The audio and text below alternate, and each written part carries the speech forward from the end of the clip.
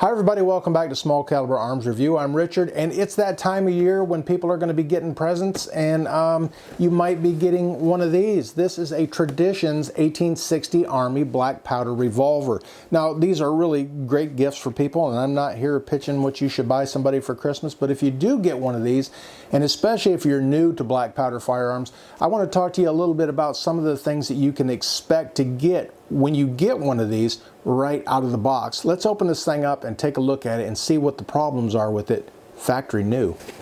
All right, like I said, this is a Traditions. We'll get the box opened up. Now, there's only two companies that really make any of the reproduction revolvers, and it's going to be Pietta and Uberti. And today I have an example of one of each, different guns, but both black powder reproductions. Now, you're going to have your paperwork that's going to be in there, and this is a little pamphlet from Traditions that tell you a little bit about loading it, what your loads should be and everything, your safety, your warranty, all that good stuff is in there. We'll get that set out of the way, and then here's the actual paperwork from Pietta that's going to be in there, and it's going to pretty much tell you the same things. All the safety, cleaning, maintenance, loading, and everything should be in this manual too. And then inside the little styrofoam tray, and like I said, I've already had these out once, so I didn't do anything to them. I didn't do any cleaning. I did wipe some of the excess oil off of them, because when you get these, you can see right through the bag that there is a lot of oil on them. So we're going to get this out of here, and we're actually going to take and wipe a little bit of that excess oil off, because eventually what we want to do is clean the whole thing up so we don't have any of that oil. That oil is not really a lubricating oil, but is more of a preservation oil. So we don't want that on here anyways. And we are going to clean this up with traditional gun cleaning solutions and stuff right now. When you clean one after use, you're just going to use hot soapy water. First thing we're going to do is take a hard plastic piece here, and we're going to tap this barrel wedge out, and then we're going to remove the barrel from it. Take a little bit of wiggling, get the pin all the way, well, that one came all the way out. So we'll get the barrel off of it, and then we're going to pull it back to half cock and remove the cylinder. And one of the first things I want to point out is underneath here on your recoil shield and everything, there is a lot of dirt on there, and it's not really dirt, it's polishing compound from them polishing the outside of the brass here, and it is caked in there pretty well. And that's because when they do these things, they put them on a big buffing wheel and they rub it around there, and that stuff flies off the wheel there and gets underneath places and in places where it really doesn't belong. So you can see here, there's a bunch of it there. There's actually a pretty big flake of it. Now, this is an abrasive material that's in there with a little bit of maybe a wax carrier and metal shavings and everything. That's all in there, and you don't want that in your gun. And there's a lot of it in this revolver. And right now I have no cleaning solvents on there. That's just a dry Q-tip, and I'm just wiping that stuff off of there. And it is down in there in some places where it really shouldn't be. And you want to give these guns the best chance of firing successfully that you can. So we're going to disassemble this thing, and we'll take an even closer look at it with the borescope. Okay, so we got the borescope hooked up on here. I'm going to try to give you a nice close-up of some of this stuff. And if you look down in there, that is filthy in there. And you don't want that stuff in there. With it being abrasive like that, it's going to cause premature wear on it. Now, it's not super abrasive. It's not like you got sandpaper in there, but it's not far from it. Although it's going to be a very, very fine sandpaper, it's still going to have some abrasiveness to it. And you can see where it's nice and shiny right there, sort of nice and shiny, and then it kind of goes into a duller area, and that's where they couldn't get with the polishing compound and everything in there. So you can see right there where it changes from shiny to a little bit duller. And then you can see a lot of tool marks on here, especially around the edge of the recoil shield. You can see where the mill has gone around there and, you know, got it down to its final dimensions. And it's really pretty rough. Another thing I noticed on here is on the frame itself, there are small pits in there. Now, this is from the casting process. These are cast and then machined and then polished out some. And there's little pits in there. Maybe there was some impurities in the the brass when they cast it and everything, and just it was deep enough in there where it couldn't be machined out. But it's not the best finish in the world. Of course, these are not the most expensive guns either.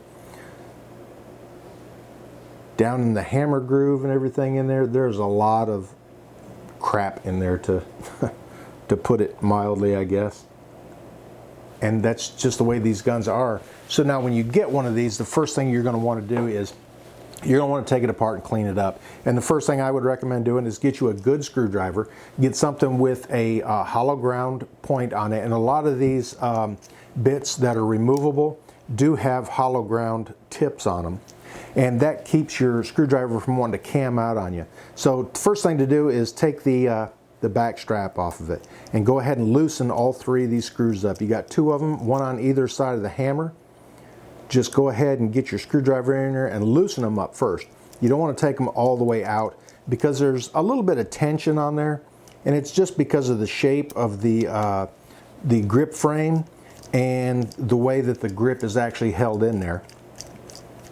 So we'll get all three of them loosened up, and you can see gaps starting to open up in there where it's relaxing a little bit, going back to its, or trying to go back to its original shape. And they are not the best screws in the world, so be careful with them. That's why you want a really good screwdriver to use on these things. And once you get the screws all loosened up,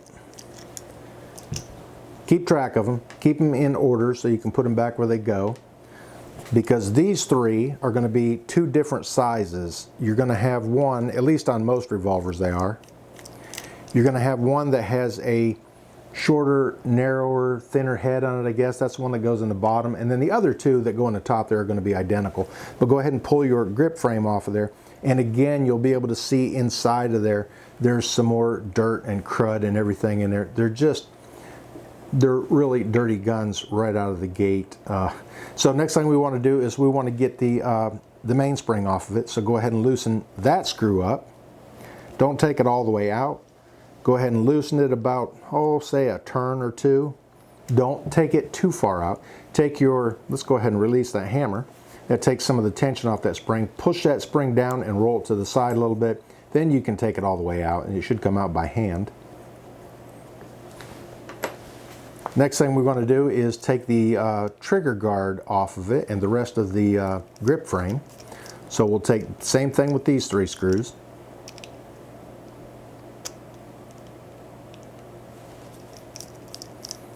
And these from the factory are not very tight, so that's another thing you'll want to do too, is make sure that when you put it back together, you tighten them down. Do not over tighten them. This is brass frame on this particular gun. Now this being an 1860, the original 1860s were not made with brass frames. They were made with steel frames because at that time they learned a little more about metals and made better quality stuff. So we'll go ahead and get the trigger frame off of there, trigger guard. And again, if you can keep all the screws right in there where they belong, there's no misplacing them. So then we got the trigger spring in here. We'll go ahead and pull that out. That one is a little bit tighter on here.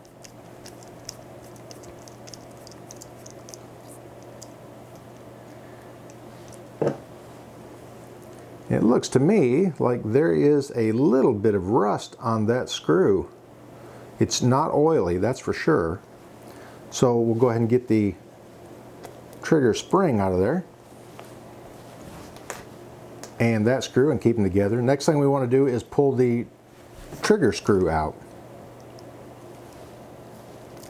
That one is extremely loose. Now like I said, they do not have to be super tight, but they should be snug. So we'll pull the trigger and trigger screw out of there. Yeah, there's a little bit of rust around that one too. So we'll definitely get it cleaned up and oiled up. Then we want to take the bolt screw out of here. That one was tightened down just about perfect. Not excessively tight and not excessively loose. Same thing with that one. It's a little dry and maybe a slight bit of surface rust on there. And then we'll get the bolt to come out and put that screw with it. and then we'll go ahead and get the hammer out of there.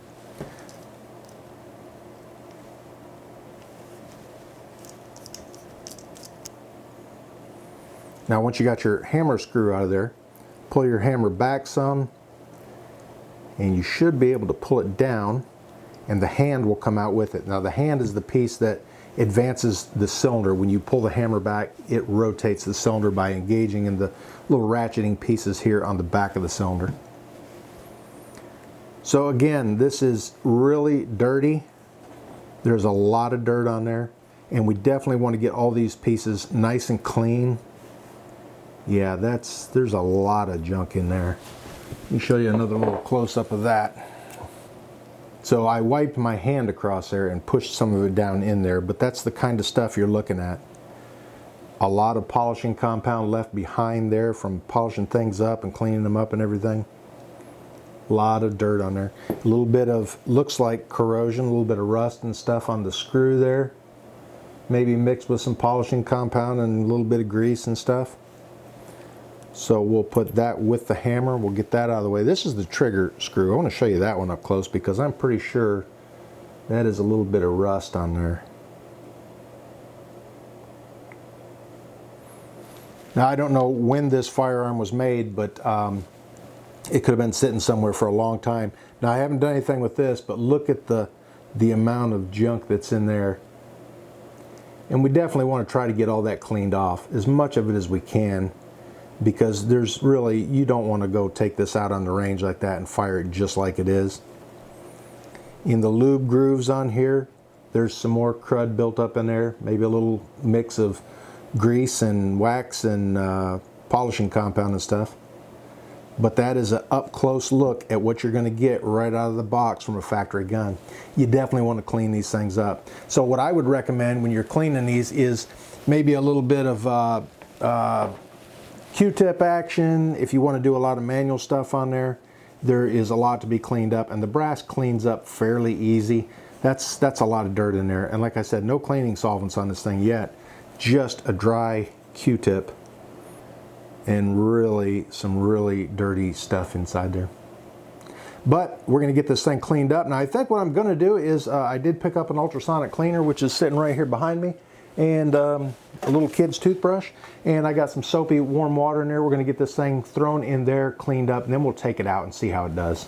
All right, now while I'm waiting on the temperature to come up on the ultrasonic cleaner, we're going to take a look real quick at the cylinder. And one of the reasons they say you should always clean these out is because if you look at these are the nipples that are on there. This one is completely filled with oil.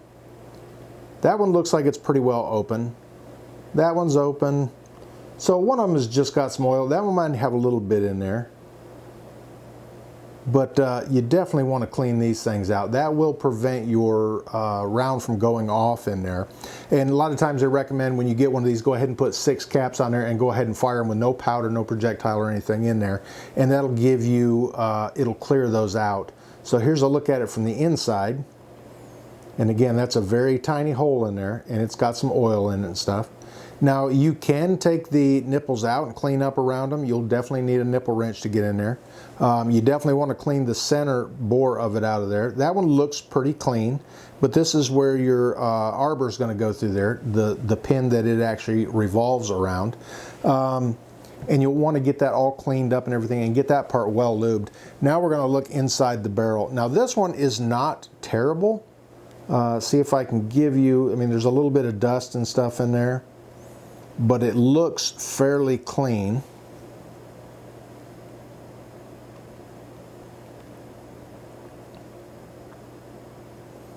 All right, one of the other things I noticed about is on the ramrod there, there's a little bit of drag on it, and it's not real smooth acting on there. It doesn't just flop around on there, so there's a little bit of drag there. It is pretty oily. Because that's, again, like I said, that's preserving oil that's on there, not lubricating oil. But same thing, we'll want to get this thing taken apart. There's one screw in there. We'll get that taken apart, get it cleaned up to make sure there's no other crud and grime or anything in there, and make sure that it works freely like it's supposed to. Neat design on these. It's kind of a, I believe this is like a rack and pinion type drive on there. It's got little pins on the back of the loading arm and little holes in the underside of the barrel there, where those kind of, it's like a tooth and gear type thing. And that's what gives you your leverage to push that round down inside there. But like I said, this one, there's a little bit of drag on it, and a good cleaning and some lubrication might actually help that one out. Again, it's a Pietta. One of the things I don't like is they put on the side of it there black powder only, and then their name on the side of there, where Uberti often puts it underneath the loading lever on there, so it's a little more out of sight. Keeps the historic look a little closer anyways. But like I said, this being an 1860 and having a brass frame on it, it's not too historic anyways. I'm okay with that. I bought this for a particular reason.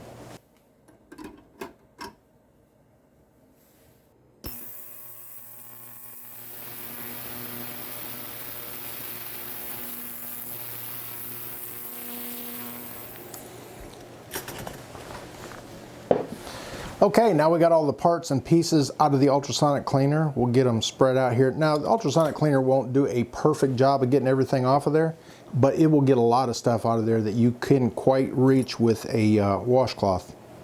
Where have I heard that before? Aren't there some places you can't quite reach with a washcloth? So we'll get our little parts and pieces out of the basket there, and we will get them dried off a little bit. You don't have to worry too much about the brass stuff. It's not going to corrode on you, but the stuff that's made out of steel, you definitely want to get that dried off quickly. Now, I did heat it up to 50 degrees Celsius, which is like 122 degrees Fahrenheit, so the heat will help it dry off pretty quick. And yeah, that actually did get it really nice, I think. Now, you will have a little bit of water down in the nipples there, which is a little easier to get out than the oil. And if you have a compressor, a little bit of air blown through there will definitely help it some. The brass is definitely a lot shinier. Now, there is some stuff still down inside there in the hammer groove there, but we'll get that cleaned out with a brush and some Q-tips and stuff and get it all nice and shiny.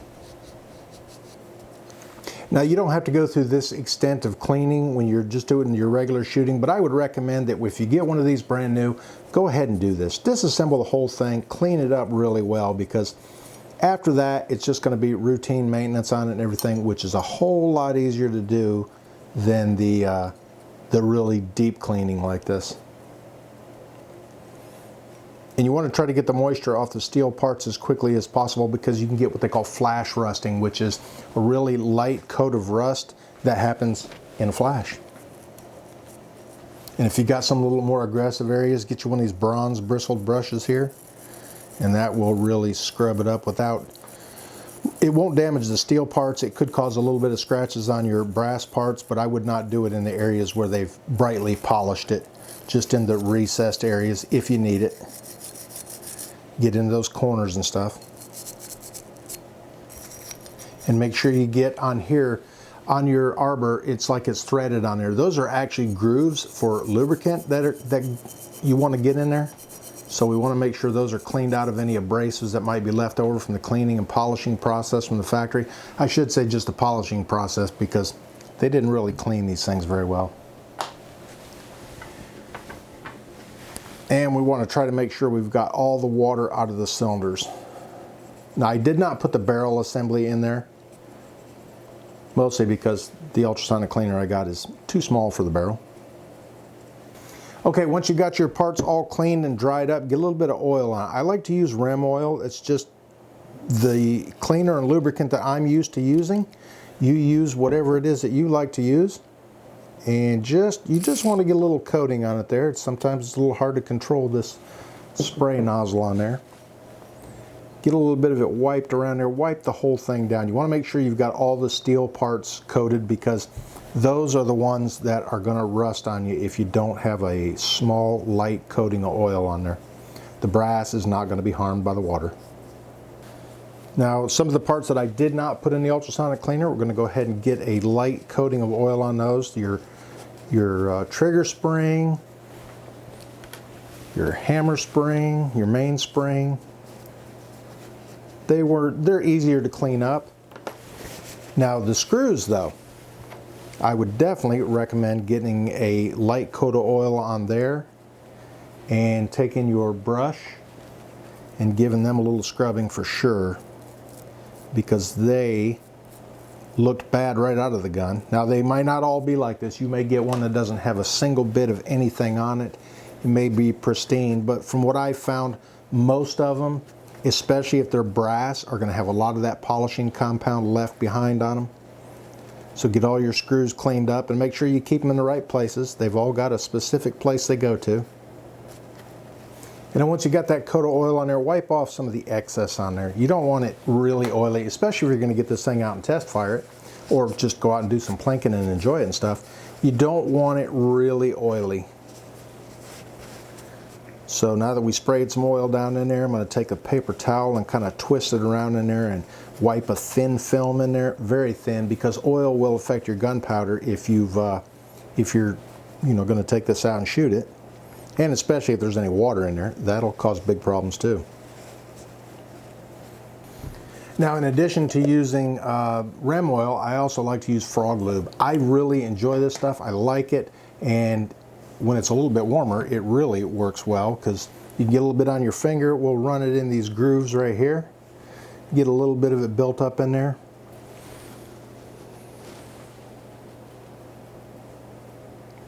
Make sure we rub it all over the arbor. This stuff it's a CLP, Clean, Lube, and Protect. So once we've got everything with a nice little coating of the Rem oil, we can go ahead and wipe a little bit of this on there too. It is not going to hurt it. And it stays on there for a long time too. Wipe a bunch of the excess off if you got it on there, that's for sure. All right, now that we've got everything cleaned up, dried off, and lubricated, we can go ahead and put this thing back together. Now you're going to want to put it back together just the opposite of the way you took it apart. So what we took out last was the hammer and the hand. So we'll get those put back together there and make sure they've got lubricant on them. A good lubricant, preservative, protectant, and get that slid right back down in there. The hand slides in that little groove, and the hammer will go right in there. Get your pins lined up again, and take your hammer spring or your hammer screw and put it right back in there. And we're just going to turn it in finger tight. Make sure that everything moves like it's supposed to, and you should be able to see the hand moving up in that little window right there as you move the hammer around. Next thing we're going to do is put the bolt back in it. Now the bolt is this little pin piece right here, this little rounded pin. That's going to stick up through this slot in the bottom there. Make sure it's also got some lubricant on it. And rock it right back down in there. And you should see it stick up through that little window right there. And there's a little piece on the side of the hammer down there at the bottom that engages with. So once we've got that in there, we'll go ahead and get the right pin for it put back in. Or I should say the right screw. And we can go ahead and give these a little turn with the screwdriver to get them seated all the way home, because they're kind of hard to grab a hold of on the head there. So we're just going to run them up till they stop. We're not going to tighten them down yet. And then we can go ahead and get our trigger assembly and trigger pin back in there. And once you got everything in there, you want to make sure that everything is going to work right. So we'll pull our hammer forward a little bit, or our trigger forward a little bit, pull the hammer back, and you should feel the trigger click a little bit. That's half cock, and we pulled all the way back. Now push forward on the hammer, pull the trigger back, and make sure it releases. So we've got that. Now we can go ahead and get our trigger spring back in there.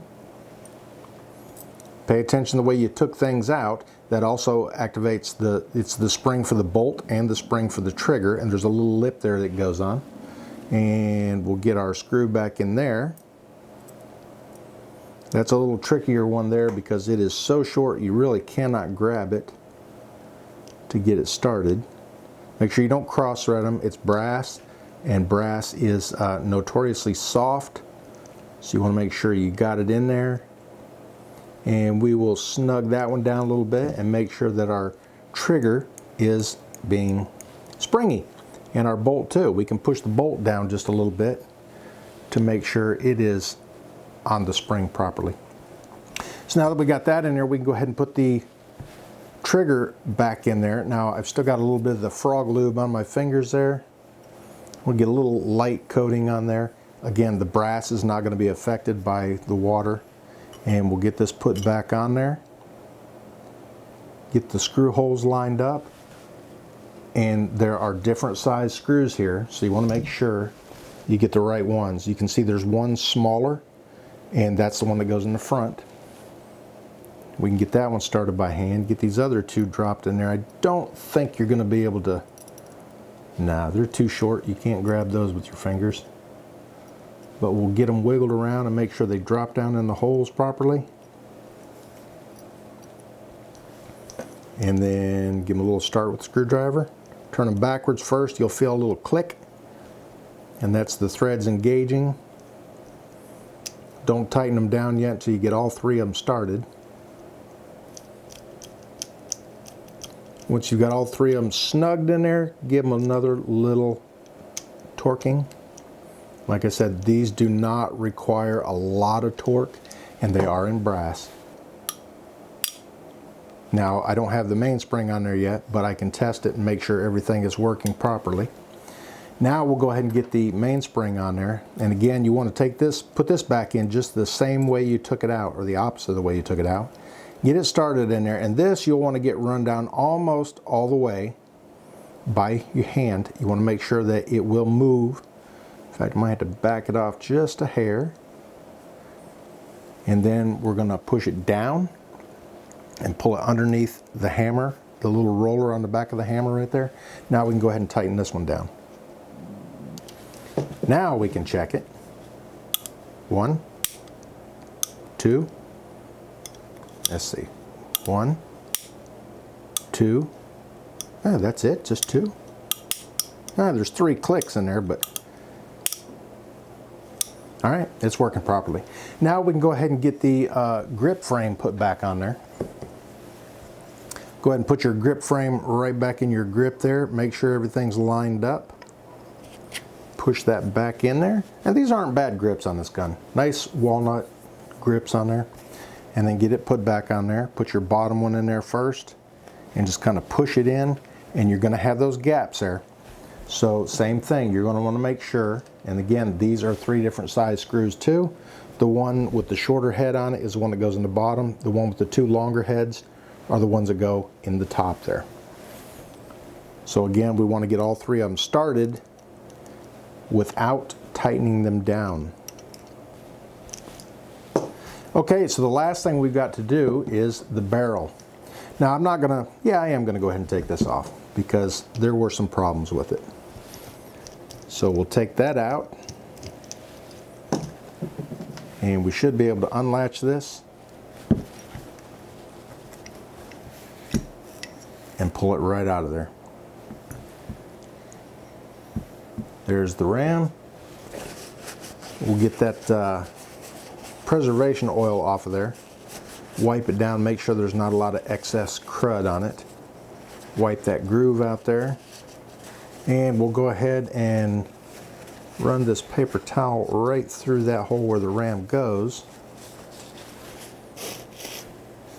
Some sharp edges on there. Tore that paper towel up. But we want to make sure there's no junk inside of there. These are easy parts to clean up by hand. Manually clean them. Not a lot of deep grooves or anything in there. Then we'll go ahead and get some more of the FrogLube on there. Put it on all your moving parts, and you can see a little bit of marks on there where this has been moving around on there. A little bit on these pins. It's not going to hurt anything. And then of course we'll wipe off the excess. And we'll go ahead and get it put back in there. Let's put it in the right way. Now that definitely slides easily in there. You want to make sure you get it in the right holes too, because your latch is going to catch at the end there, then it's in the right place. We can go ahead and slide this back, get our hole lined up there, and get our screw put back in it.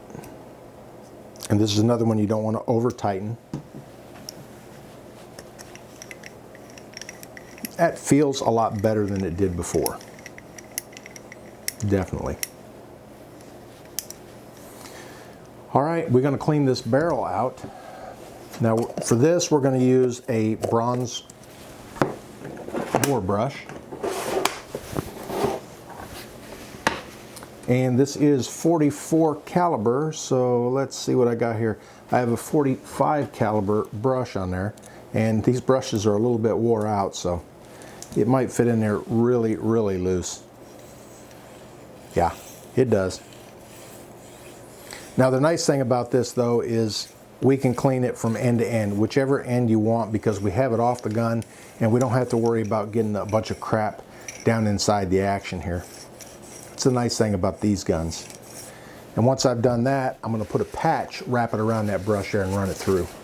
Okay, so these are just regular gun cleaning patches. So what I like to do is just stick one over the end of the brush, especially when the brush is wore out, and then go ahead and run it through. And not too much effort to run that through there, but if you look at this patch, this is just the factory dirt on there. That's quite a bit of dirt. It's not the dirtiest, but it's not the cleanest either. And again, with the FrogLube, I can take a little bit of that. We're going to go ahead and turn that patch around because we're getting the heavy stuff out first. And take a little bit of this and rub it around that patch. Get it on the sides of it there. And we'll run it through one more time. And if you want, you can even, if you don't run it all the way out of the end, you can take and scrub it through there a little bit. And we can see there's a whole lot more dirt on there.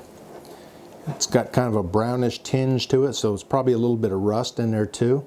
This is factory stuff too. And we'll go ahead and run another clean one through there. Again, we'll give a little scrubbing action.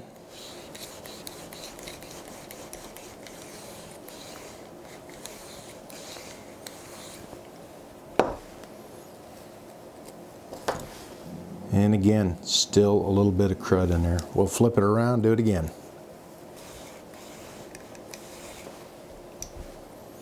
And that's about as clean as this thing is going to get. There's still going to be a little bit more brown stuff in there, which may or may not be rust. I'm pretty sure it is, but you can only do so much of these things and they'll just keep on getting that way. Now the best thing you can do with it now is to keep it in a nice dry place so that it doesn't rust any further than that. We can go ahead and put the cylinder back on it. I did put some FrogLube in the lube grooves there. We'll put a little bit more on there because it's not going to hurt anything. But we want to make sure that this is well lubricated. And you will get carbon fouling and everything inside of there from regular use. So occasionally you're going to have to take it off and clean it out some. Pull the hammer back to half cock. You can get the cylinder right back on there. Make sure it spins freely. Right now it's not engaging the hand. If you push it back, you can hear the clicks in there where it is engaging the hand. And we can go ahead and put the barrel back on it. Make sure you got your bottom pins lined up. Push it right back on there. We're going to get just a little thin film of the lube on the barrel wedge. We can go ahead and get it started in the hole there. Make sure it's lined up on the other side. And we'll give it just a little tap.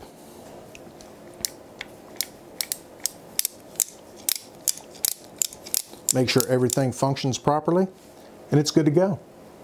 That is an 1860 Army brass frame, which is something they did not make back then. But now it's all cleaned up and everything, and it is ready to take out to the range.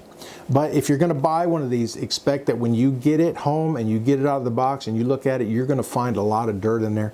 And the best thing to do before you take it out of the range for the first time is take it all apart, scrub it up, get it cleaned up really well, and you'll have hopefully a lot less problems with it then. But anyways, cool old guns, good looking old guns. Some of the finish on here is not the best. Like I said, the little pits in the brass there, I mean, it's not terrible, but it's not that bad either. Anyways, thanks for taking a look at what you could expect when you get a new Black Powder Revolver from the factory. And hope yours is in better condition than this one, and get out on the range and enjoy it. And thanks for watching Small Caliber Arms Review.